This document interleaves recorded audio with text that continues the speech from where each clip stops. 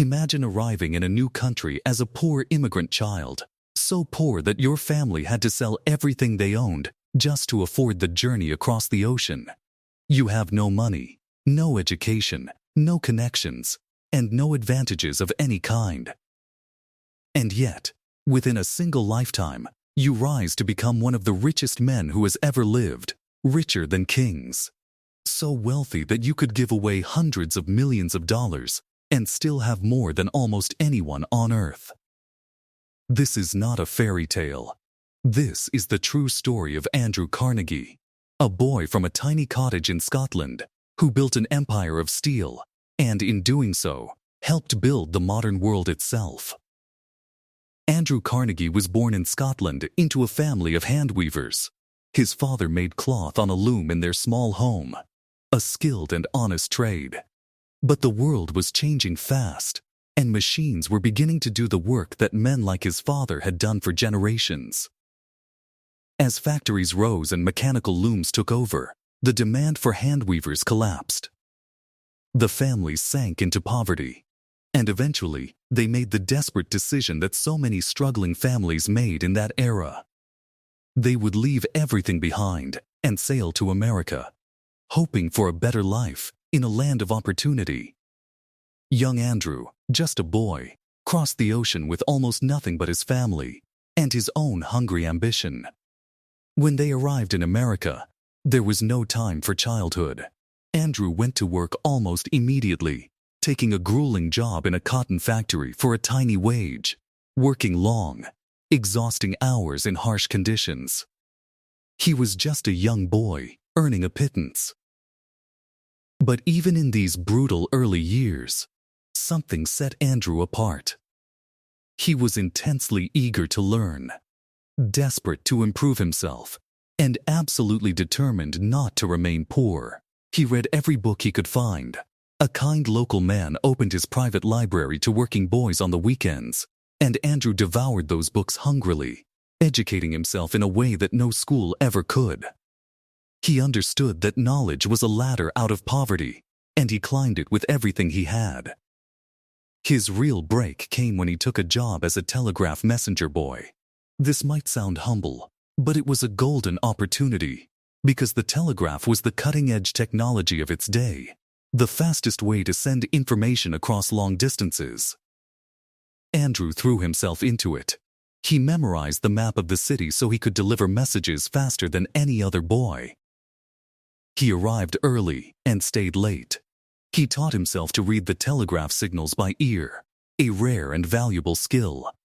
His energy and cleverness got him noticed by powerful people, and soon he was working directly under an important executive in the booming railroad industry, learning at the feet of one of the sharpest business minds around. This is where Andrew's real education and wealth began. Working in the railroads, he watched closely how big business actually operated. He learned about investments, about how companies raised money, about where the real profits were hidden. And crucially, he began investing whatever small savings he could gather into promising opportunities that his mentor pointed him toward. Some of these early investments paid off handsomely, giving Andrew his first taste of money that came not from his own labor, but from his money working for him. He was learning the single most important lesson of wealth, that the truly rich do not just earn wages, they own things that grow in value. As Andrew grew wealthier and more experienced, he began to look for the one great industry where he could build something enormous of his own. And he found it in steel. This was the age of iron and steel, the age when railroads were spreading across the continent, when bridges were being thrown across mighty rivers, when great buildings were beginning to rise toward the sky.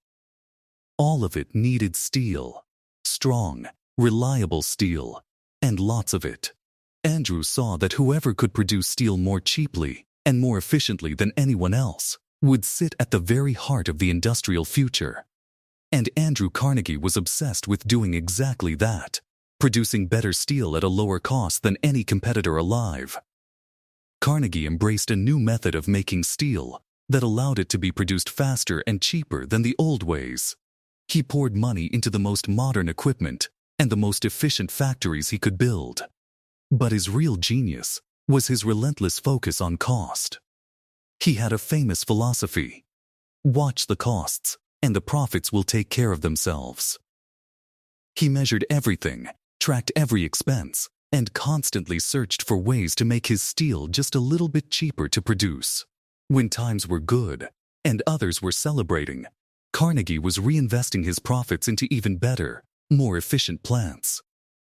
When times were bad, and others were panicking, Carnegie was buying up struggling competitors at bargain prices, expanding his empire while everyone else retreated. Carnegie also did something similar to what Rockefeller did with oil.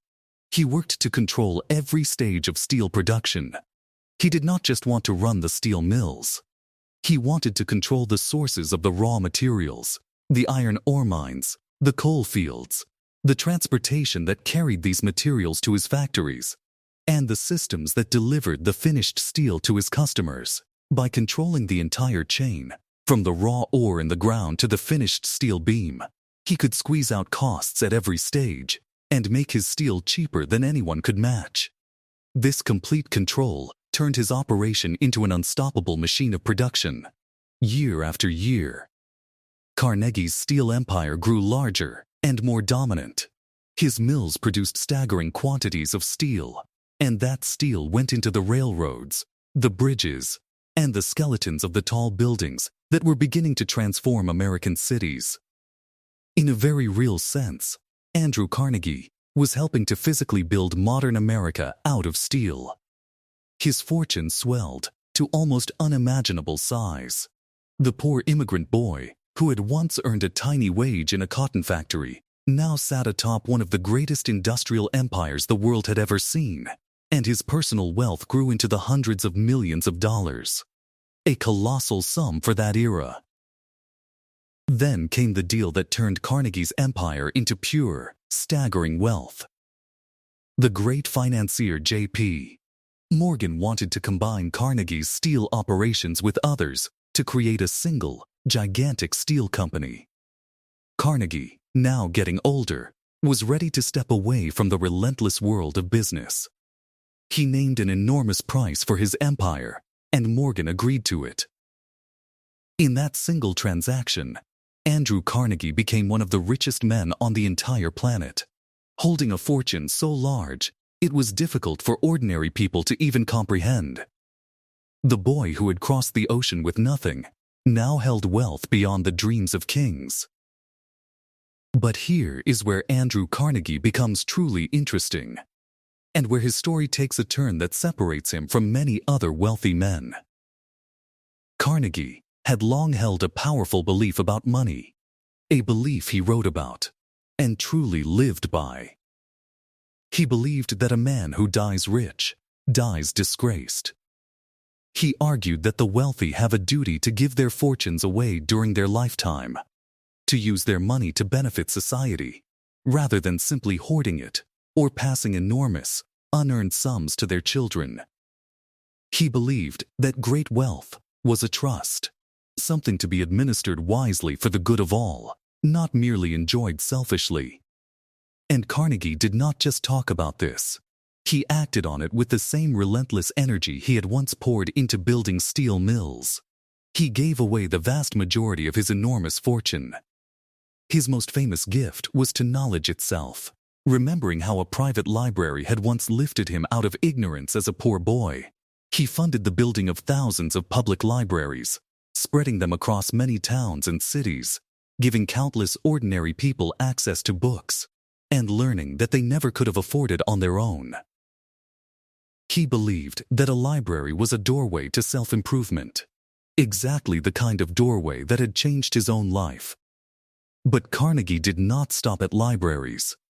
He funded universities and schools. He funded scientific research and institutions dedicated to advancing human knowledge. He funded concert halls and cultural centers. He funded efforts to promote peace between nations, because he had come to hate war and hoped to prevent it.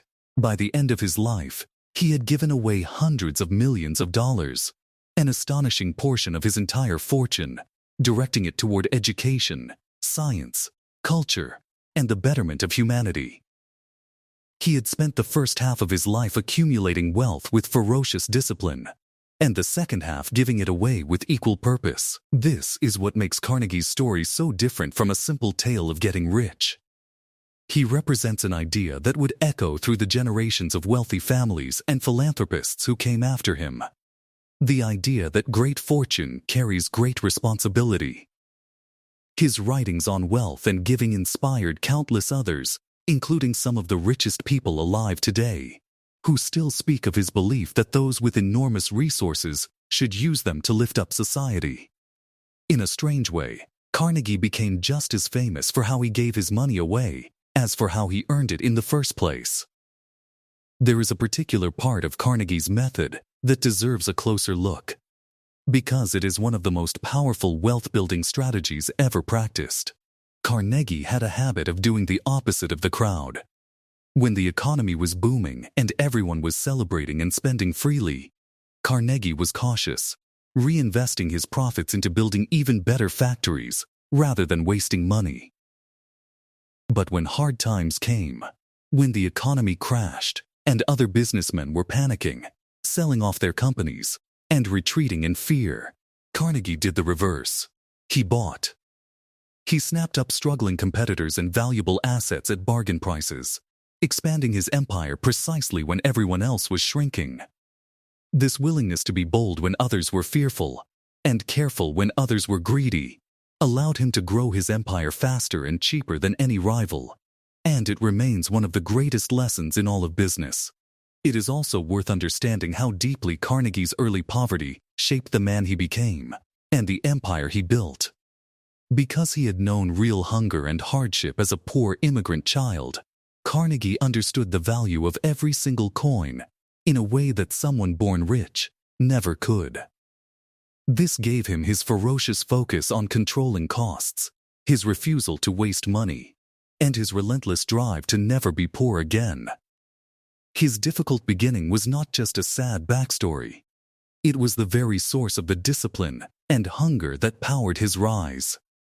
This is a pattern seen again and again among the greatest fortune builders, that the struggle of their early years forged the exact qualities, the discipline, the hunger, and the appreciation for money, that later allowed them to build empires. The hardship was painful, but it became the foundation of everything that followed. So what is the real lesson of Andrew Carnegie? It begins with the classic truth of how great fortunes are built. Through relentless focus, through controlling costs, through owning the entire chain of production, and through investing wisely, so that money grows on its own. The poor immigrant boy became a titan of industry by understanding steel more deeply, producing it more cheaply, and working harder and smarter than his rivals. That part of the story is a masterclass in building wealth from absolutely nothing. But the deeper lesson lies in the second half of his life. Carnegie understood that a fortune is not truly meaningful just sitting in a vault, and that a legacy built only on money is a fragile thing. By pouring his wealth into libraries, schools, and institutions that would serve people for generations, he transformed his steel fortune into something far more lasting than steel itself. He turned money into knowledge, into opportunity, into doorways out of poverty, for millions of people he would never meet, from a tiny weaver's cottage in Scotland to the greatest steel empire on earth, and finally to a legacy of libraries and learning that endures to this very day. Andrew Carnegie showed the world not just how to build a fortune, but what a fortune could ultimately be for.